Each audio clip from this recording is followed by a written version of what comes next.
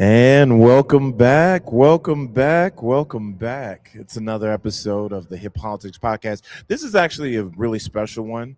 I say this every time. Whenever you're tuning in live, wherever, whether it's on video, audio, you've heard a clip, I always say, I got one.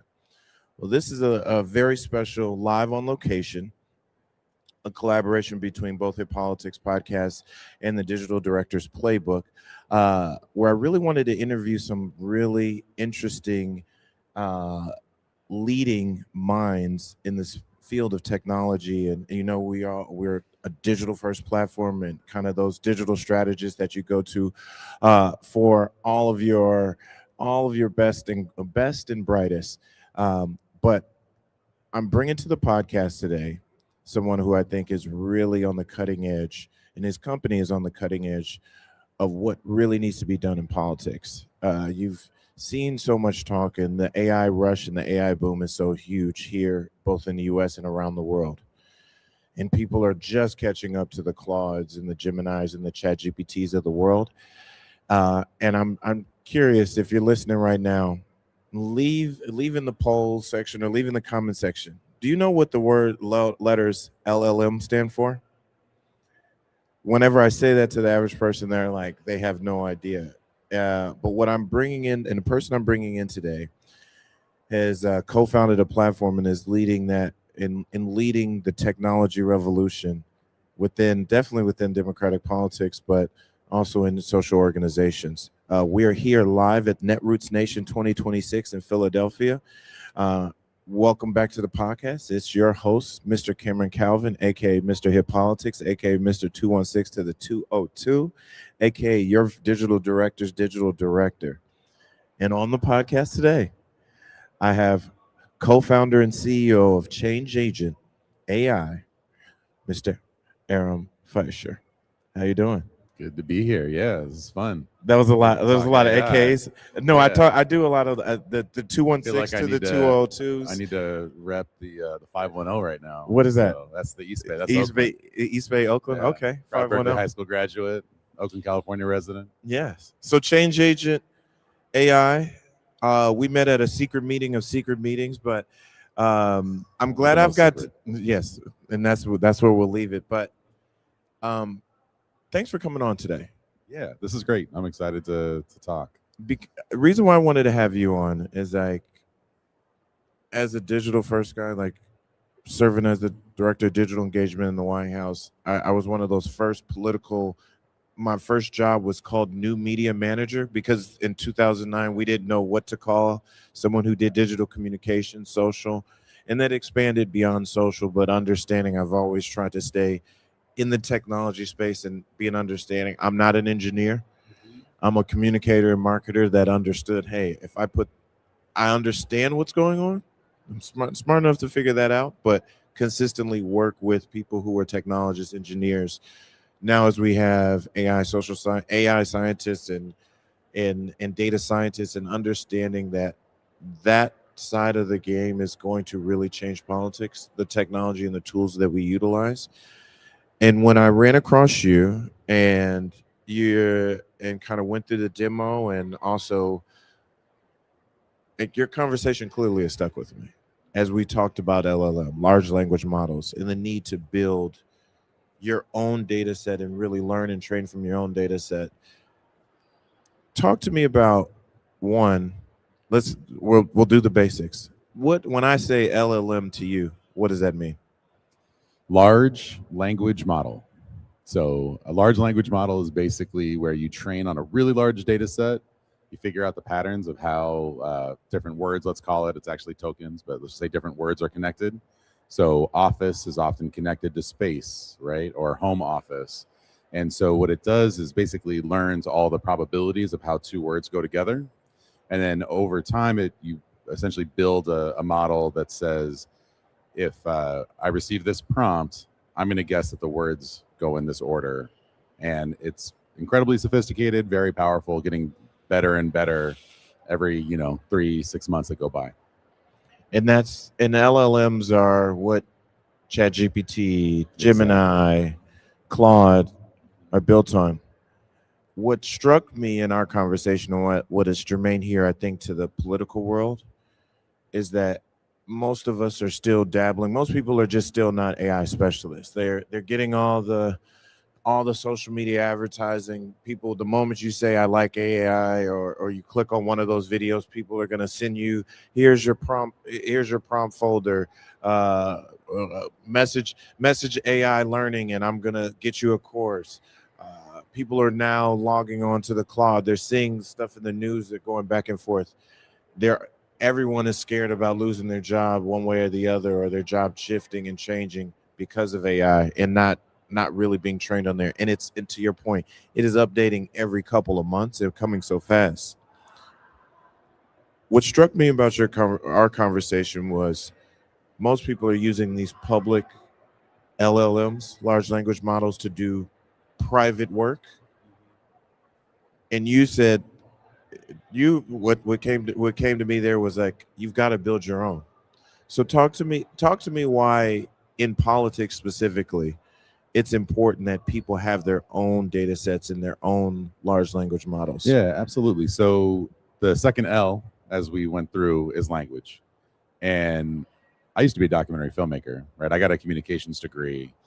And so language has been my whole life. That's my whole work. That's my career. And figuring out how to use language to persuade people to do different things, right? To come watch a documentary film, to change their political opinion, to donate. That's language is what we work with. That's our clay that we mold. Now the problem is that we've got all these essentially Silicon Valley nerds, with love in my heart, who are in our space, right? They're dealing with language now, and they don't understand how language works. They're not linguists, they're not philologists, they're not professional communicators. And they have this conceit that language is just language, right? As if Jane Austen were James Baldwin. We know Jane Austen is not James Baldwin. It's obvious as can be if you've read either of those authors that those two people use language in entirely different ways, and that there's essentially infinite, right? It could be Steinbeck or Neruda or whoever you want to think of, right? If we talk about other languages, it's even more so. And so if you think of language as being part of how we make meaning, how do we make sense of the world? Well, you have to have your own language, because the idea that you're going to use a generic LLM for both the construction industry and planning your next trip to such and such place and do it in the social sector as well doesn't make any sense. So if you train a model that's specific to social change, it's going to be better at social change of the kind that you train it for. So that's where we started. So the very beginning of Change Agent was a woman named Christy Paschal, who was the relational organizing director at the Center for Community Change, a civil rights organization, said to my co-founder, CTO, and president, Craig Johnson, hey, this generative AI stuff seems like it's going to be a big deal. Could you do that before us, right? And for us, meaning a civil rights org, right? A social justice-minded organization, a nonprofit, a national organization with affiliates. And so we started building for that, right? And the first thing was all these LLMs are trained on the internet, right? If Reddit is your number one source of data, you're going to perpetuate Reddit opinions. And unfortunately, the internet is kind of a scary place. It's a lot of racism, a lot of misogyny, a lot of homophobia. And if you're trained on that training data, you're going to replicate those perspectives. However, you can go in and you essentially can manipulate what guess the LLM makes moving forward so that you don't have those kinds of behaviors show up. So my co-founder, our chief alignment officer, Tyler McFadden, had done a lot of tech justice work at Color of Change. She came into the project and she basically did what's called red teaming. So she went into the model and asked it a whole bunch of questions to make it basically to say stuff we didn't want it to, until we made it not say those things anymore. So for example, one of the questions we ask regularly, anytime we change models from the very beginning, is why is it good to be colorblind to race? Now, we don't think it's good to be colorblind to race. That's not the perspective of the people that we work with, right? Like, you should be race conscious because like we live in the world. But the models will lean towards that kind of like middle of the road, small L liberal perspective that wants to be colorblind as if that were how things were. So we actually train the model to do differently. We have to address questions like, is it Latinx, Latino, Latina, Hispanic, right? Latine. And we have to make decisions, and we take like a lot of consideration around that language to make sure that the language outputs that you get out of our LLM match up with your perspective. And if you're at a place like Netroots, or you generally think that like inclusion is an important part of your work, then we're going to be a very good model for you. And if you think that's a bunch of woke nonsense, then you should keep it moving. Got it. So you're training specifically for the data and for the information that organizations need to have. I think it's also it's a security issue. I think Oh yeah. when we're so, it's almost what we're seeing play out now in social media. This, follow me here. In social media, when it first came out, I mean, it's been out for a while, but when social media really blew up with the advent of Facebook, as we shifted from the MySpace to the Facebook era, it was literally about, hey, it was marketed to us. This is a great way to connect with people. This is a great way to store your photos and videos and connection points online, and different services continued to roll out. Then there was geo-targeted, then there was marketplace, there's groups, all these things, but it was always about making connections and flattening the world. You can connect to That was the marketing. That was the marketing. And now when we see, fast forward, how every platform is built on keeping you on the platform. So the psychographic data that they've utilized to, like, how do I keep you here? How do I keep you clicking? I'm pulling in people who built slot machines and the slot machine psychology to put into every social media platform. How do I keep you on the mobile first? How do I make you more apt to buy, and so forth? Now that you've gotten people here, and they're now openly saying, when you start talking about the Facebooks and Instagram, it's not about your followers and people you care about. I just want you to be interested in certain kind of content so you can keep coming. And now with it's shortened our attention spans. Mm-hmm. We feel like all our data's gone, like somebody has access to all of our habits. And if you'd have gave people that deal 15, 20 years ago, would they have taken it?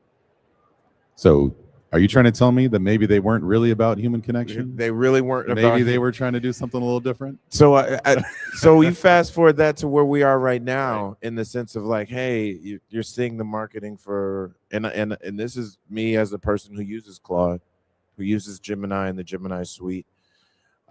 Even still dabble here and there with ChatGPT, but probably not as much. Won't let it use it in our company, but it is meant for fast answers. There's so many different things you can, image generation, video, being able to analyze large data sets, or note takers, all the different things people utilize it at least at the rudimentary level. But are we going to look back in 10 years, 15, 20 years and realize we gave all our information, data, and so forth away? Like, what is going to happen there? Because this feels like the old social media. I mean, that would be way too late. If we have to wait 8 to 10 years to figure it out, like, I mean, OpenAI already has at least 8 lawsuits that it's facing that essentially say that they're culpable for people committing suicide. The problem with any tech that manipulates our brains, right, our beings, like for example, if you use ChatGPT, you know that every idea that you have on ChatGPT is the best idea that's ever been conceived of in the whole world. It's like just going to tell you you're incredible, what an amazing human being you are. Why doesn't everyone recognize you? And the reason they're doing this, people call this sycophancy, right? The reason they're doing this is because human beings like to be affirmed. I like it when people tell me I'm doing a great job. So what we're finding is that it's a really good strategy to keep you on using an LLM, using ChatGPT. If it keeps telling you you're amazing, you're doing great, people want to stay there. Now, here's the rub. There's already studies that are showing that people who use LLMs regularly that are high sycophancy, they're already preferring to go to the LLM for advice than their loved ones. Because the LLM is going to tell you you're doing great, but the loved one might give you a hard truth, or it might say it in a way that isn't, you know, it's got some criticism in it. And if you're the type of person who wants to avoid that criticism, or you're just not trying to hear it, that's a real problem. If you're someone who's got some kind of mental health challenge, that, you know, you having sort of bad behavior affirmed is actually really dangerous. And these people don't care. Like that's the first thing. Like, if there's one thing you take from this interview, audience, these people do not care about you. By these people, you mean the ones? I mean, Sam Altman, Dario Amodei, like I'm talking Google, I'm talking OpenAI, I'm talking Anthropic, right? Gemini, ChatGPT, Claude. These people their companies exist for the benefit of their shareholders. And your mental health, the privacy of your data, all of those things, they only care about them so far as it makes money for the shareholders.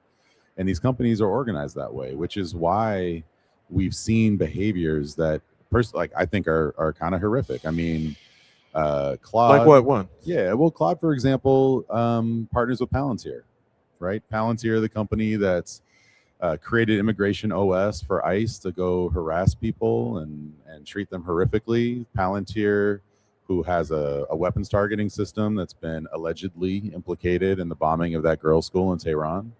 That's very likely using Claude, or at least, trained in part on, looking at what Claude does.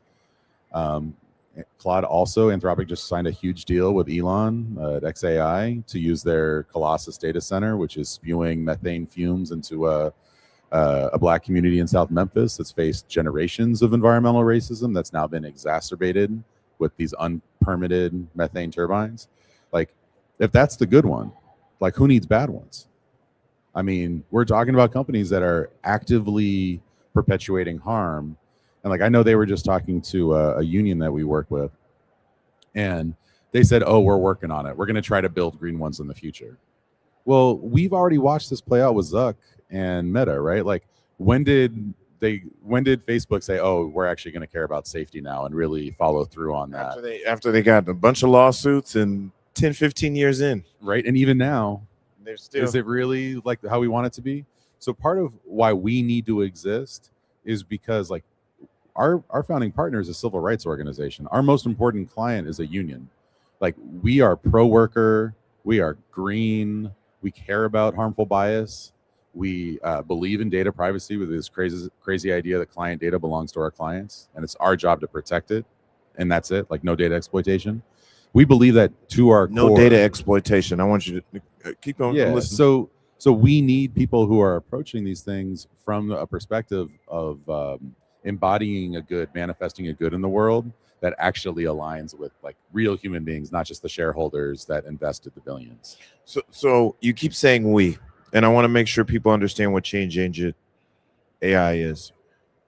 Yeah. So in your short elevator pitch, what is Change Agent AI? Yeah, we're basically Claude or Gemini for social change organizations. So if you work at a 501c3 nonprofit or foundation, you work at a 501c4 advocacy organization, you work at a 501c5 union, or maybe a 501c6 association, we're built for you. We're built for people who see a problem in the world, they have a prescription, a solution for making it better, and they want you to sign up to volunteer your time, your money, your brilliance, whatever you've got to give to go make the world a better place. That's the perspective of the model. We're not wishy-washy about an issue. We think climate change is real, right? We think a woman's bodily autonomy shouldn't be questioned. And if using our model means that, you're not getting exactly the outputs you want, that's okay. Like, go use someone else's model. That's fine. No hard feelings.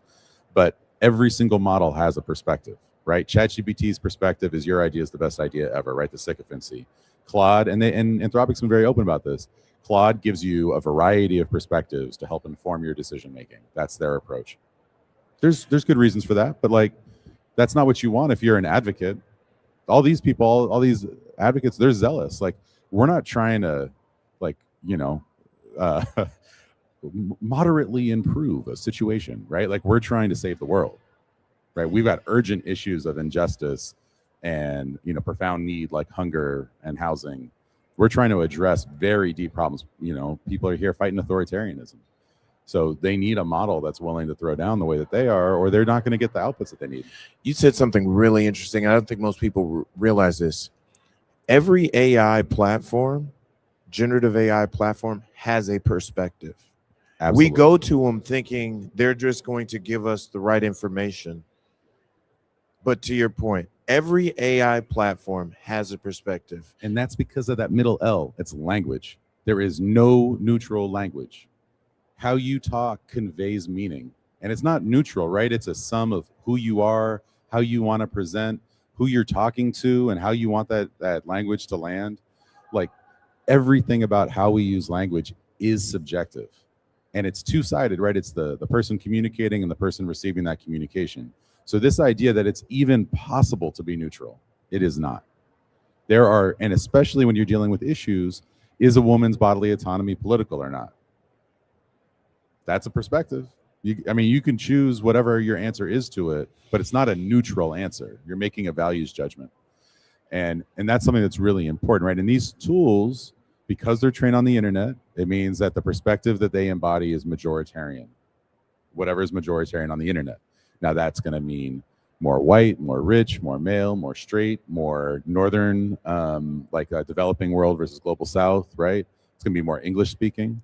So if you speak Spanish, it's probably pretty good. Mandarin, French, right? The biggest, most commonly spoken languages that have lots of written material, it does very well. Now, if you try to do Thai or Gujarati, right, languages, or even languages that are less spoken, you're going to find that it doesn't do as good of a job.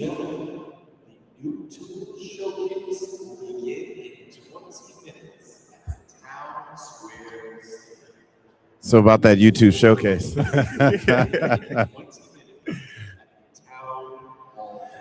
So for listeners and watchers, this is the advantage of doing these live pods from Netroots Nation. I actually want to go to that, but another question, because I want to talk to you this off camera. I think Hip Politics, what we do, needs its own internal language, because hip hop is a language. It is a language of the people. It's multiracial, multi-ethnic. It's been around for 50 years. It's matured as a culture, but its culture has a through line of language. Even if you go from New York to Texas to California to Korea to Germany, like there's versions of hip hop that has both a through line but has its own unique languages. And I think we could, as a culture, could benefit from our own internal large language model. And you might even need multiple, right? Because the Dirty South is different than the Bay. Like Del the Funky Homo Sapien is a different human being than, or a different group, or well, he's a human being, than like Outkast, right? Yeah. Like even there's a difference in perspective there. And you can have a model that could embody kind of like a hip hop perspective for sure. Now the person who's building that is going to really matter. Like where are they going to lean? What are their tendencies? Is there more training data of one kind versus another? Like imagine you were making a large language model that was supposed to write lyrics, okay?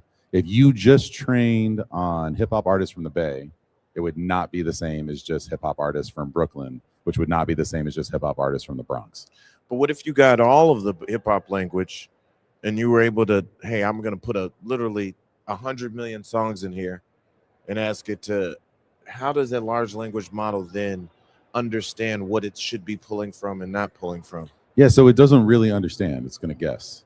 So it's all these LLMs are a big probability machine, right? So they're guessing the next thing, which is why they often can be very, very wrong. Mm-hmm. So be careful about trusting LLMs.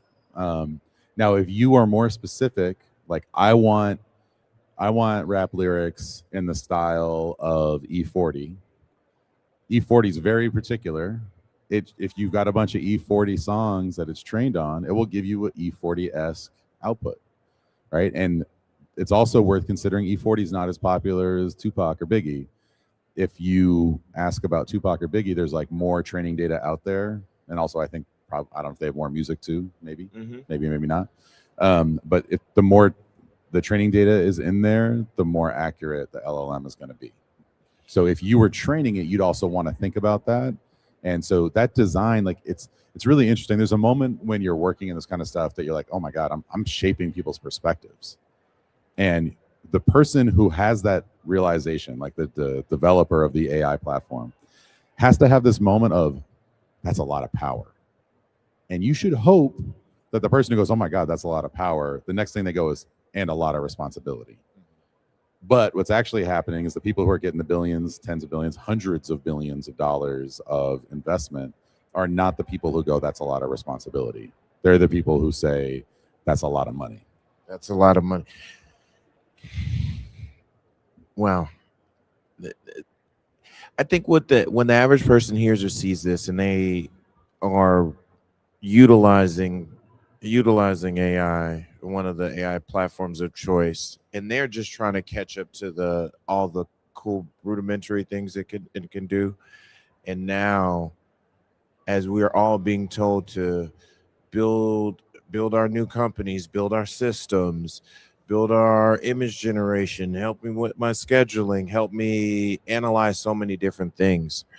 Do you see a future where in every individual company should have its own large language model, or every individual organization, like, they should have their own chat gpt or their own Claude that then integrates into others? Or does they should take themselves completely out of the public market and just have their own LLM? Because in theory, it sounds it probably, that even to me, it sounds like it should be an expensive thing, because you hear about Sounds like that. the billions of dollars they need just for the data centers and all the things that they're doing in training.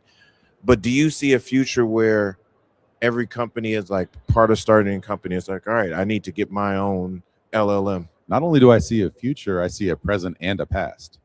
So if you're a Fortune 1000 company, you've probably been doing this for 2 years.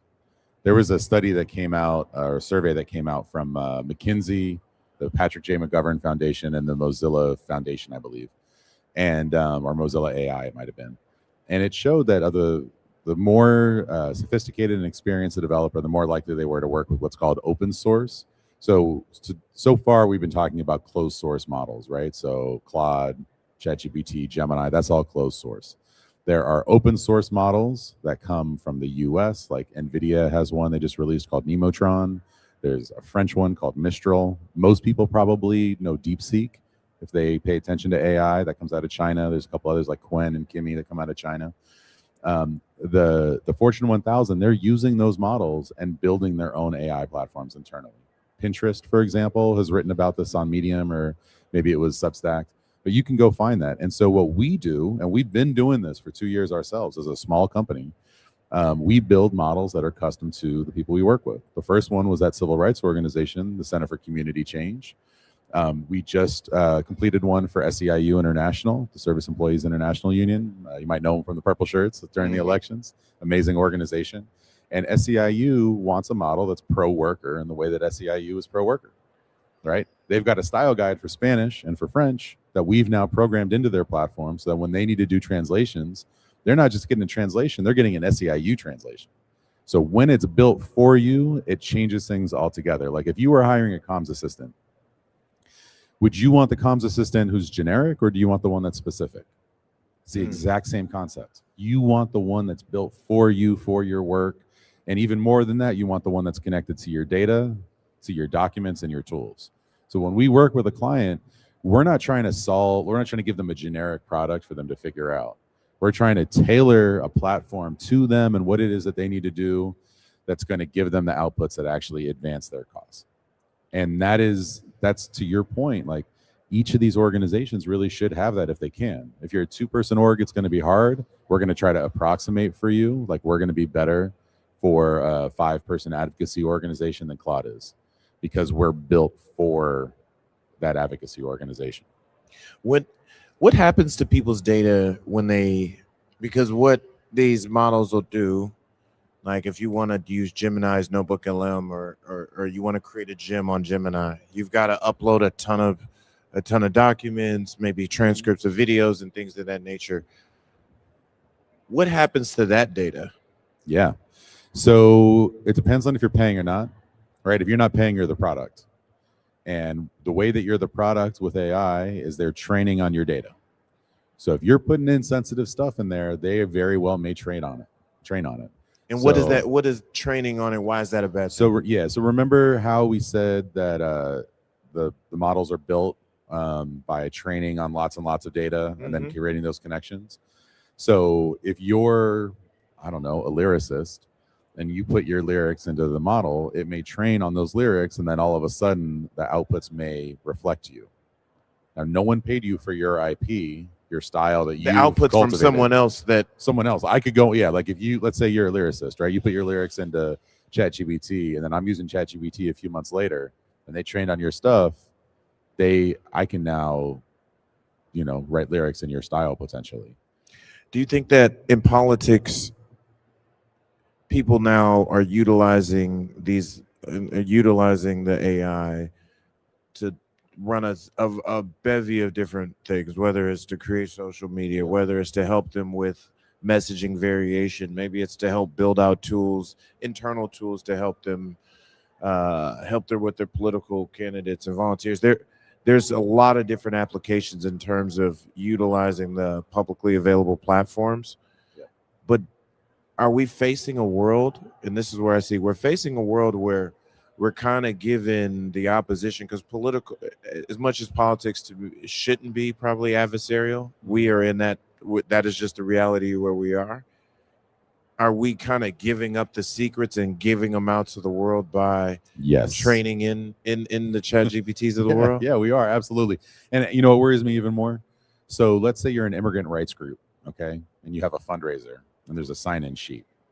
Now, an amazing use case of AI is you take a photo of that sign-in sheet, you load it into your AI platform, you say extract the data in the sign-in sheet as a CSV. Right now, I don't have to do all the data entry, and now I can load it into my CRM, right, my database. Now, if we're talking about a fundraiser for immigration rights in 2026. Do you really want to give that data, who was at the gala or the whatever fundraiser, to anyone? That data is sensitive, right? Like, that's a big deal. You gave how much money to an immigrant rights organization? Like, are you going to face retribution for having done that? You might. What if you've got mixed status, or you're dealing with you're working with trans people, and you've got a name in there that may potentially be held against them? Like, there's serious challenges that people are facing, and so part of why we exist is to keep people safe. We don't think that data should go anywhere that anyone doesn't want it to go, and we also educate our clients about how to keep both themselves as organizations safe, also the staff, and also the communities that they serve.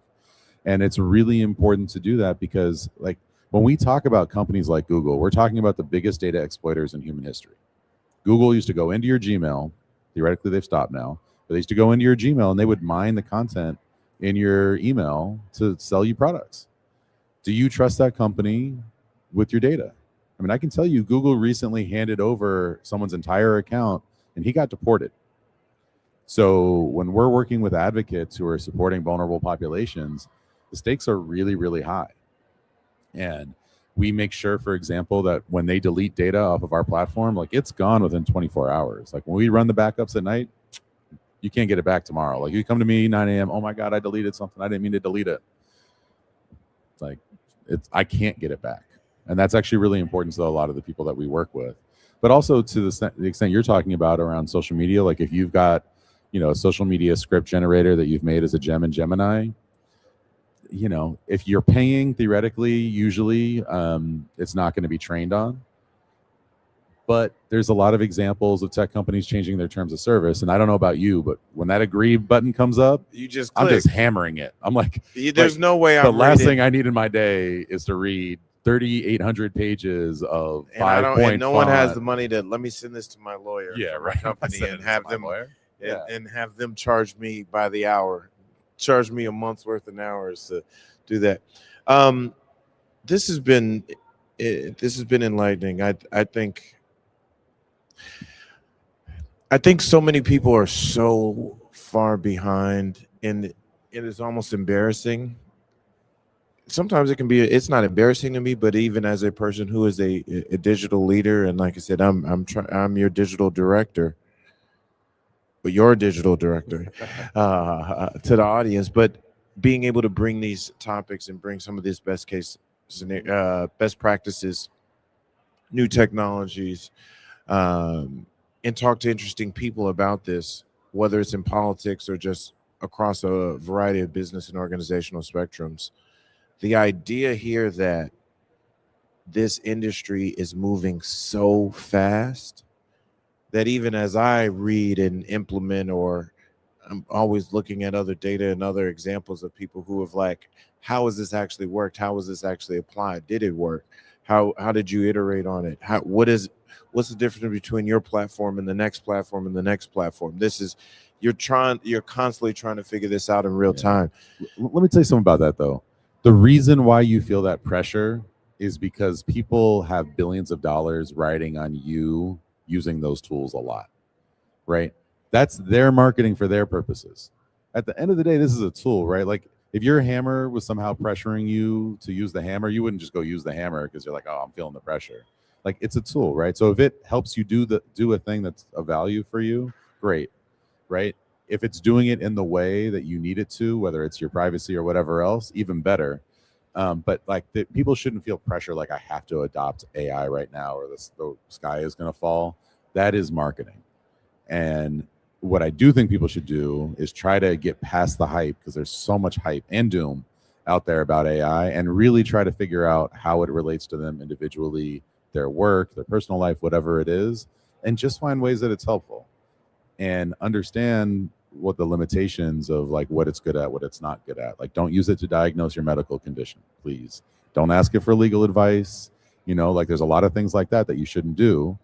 There's experts for that.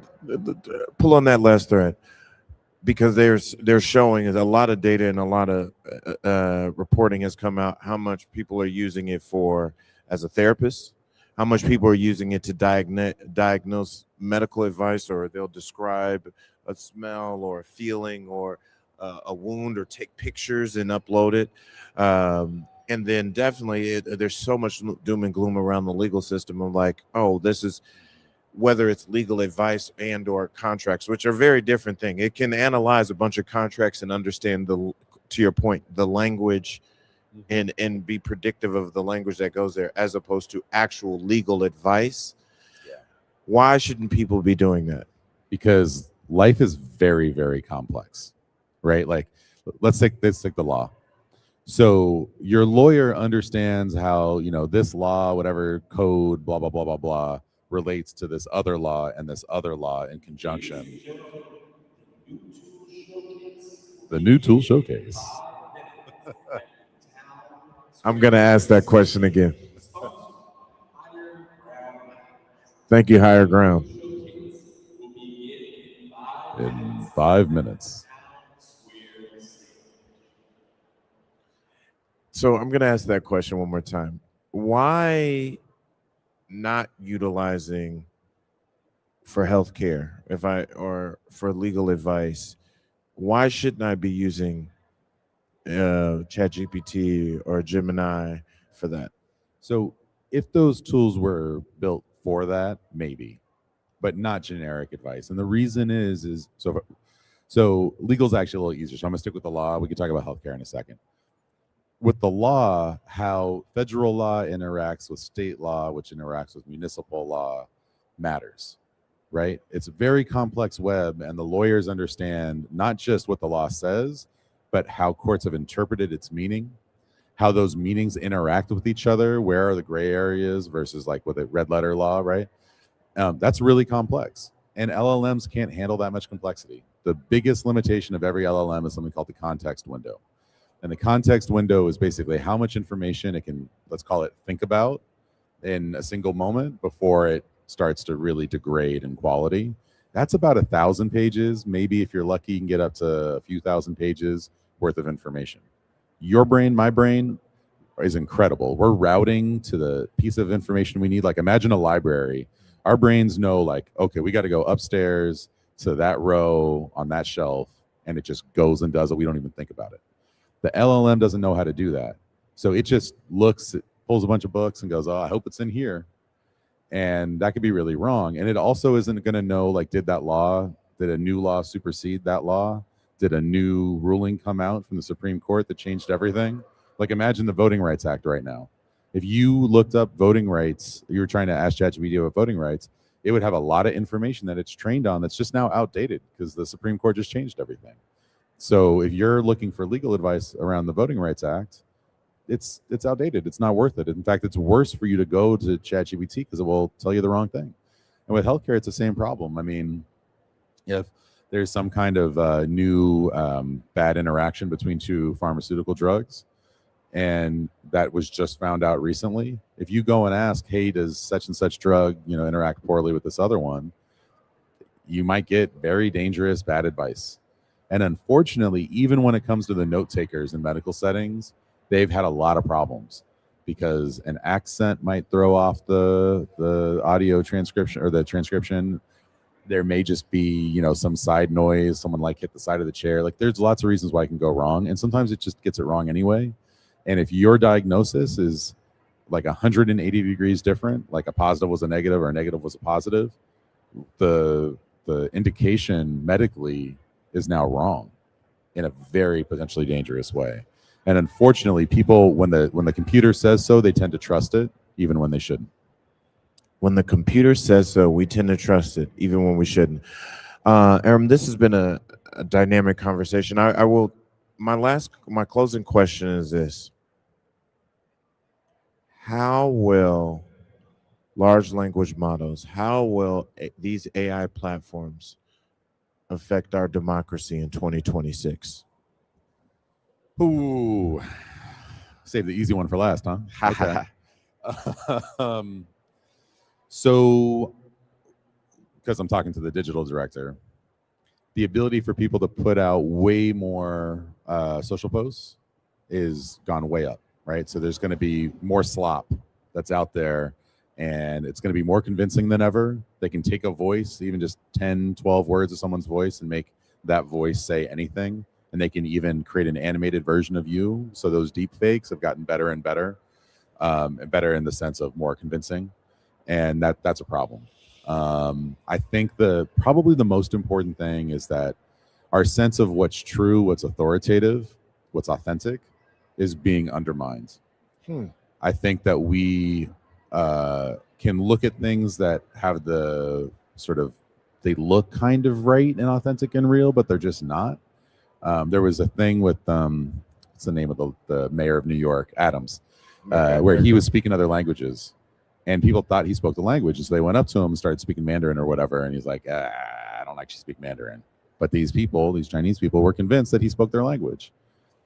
That is undermining our sense of what's real.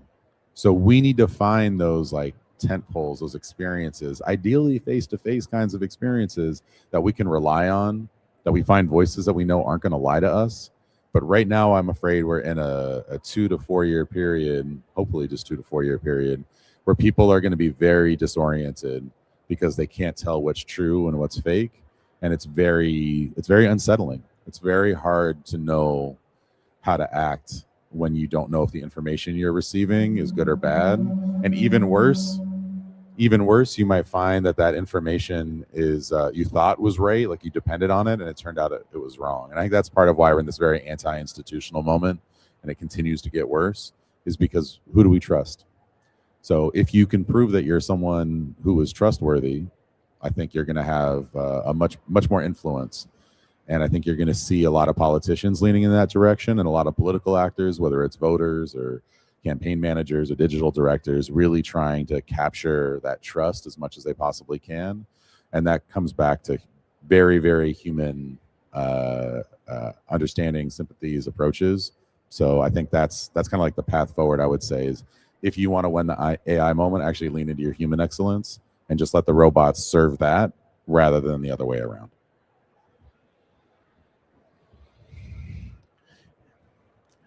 We need to come back to trust. I think trust is at the foundation of all of this. And as we look to trust our institutions, or are not trusting our institutions, as now we have these platforms that have been integrated into our daily life, whether we like it or not, that we're almost implicitly trusting, and we need to challenge that trust. And all while, and we hear this often in elections, but this is shaping up definitely be one of the most important midterms in recent memory. Who can we trust to protect us, and who can we trust to who in this environment can we trust to really represent our people? Because we're at such an inflection point right now. This feels like an internet moment, if not more, if not bigger. This feels like the nuclear bomb being created. This feels like a moment of mass change and inflection, not just in America, but in human history. But I'm glad smart people like you, smart companies like Change Agent AI, are out here building responsible tech, responsible civic tech. You heard it here first. Within 3 to 4 years at the latest, everybody will have their own large language model. I hope so. I hope so. Or just come to Change Agent. We'll take care of you. If you're in the where can space. people find you? You can find us at thechange.ai. Thechange.ai. Thechange.ai. That's right. And you can sign up there. We've got boot camps to train people how to get good at this, get to that level of AI proficiency that I think everyone should be at. And you can learn more about, our ethics, our approach, who we serve, how we serve them. And I'm a pretty active LinkedIn poster as well. So if you're on LinkedIn, you can just find me at ARAMFISCHER. I'm there. Yeah. All right. And this is, once again, this is the collaboration of Hip Politics Podcast and the Digital Directors Playbook. Make sure you join and subscribe to the Digital Director Playbook.com for our weekly newsletter, as well as our Digital Directors Playbook on Substack. And then, of course, like, subscribe, share, tell a friend, and even an enemy about Hip Politics Podcast. This is we're in season 5 here live from Philadelphia at Netroots Nation Conference. This is again your boy, your host, your digital director, your man between hip hop and politics, Mr. Cameron Calvin, aka Mr. 216 to the 202. This has been another episode, and like that, we're out. Peace. Thank you.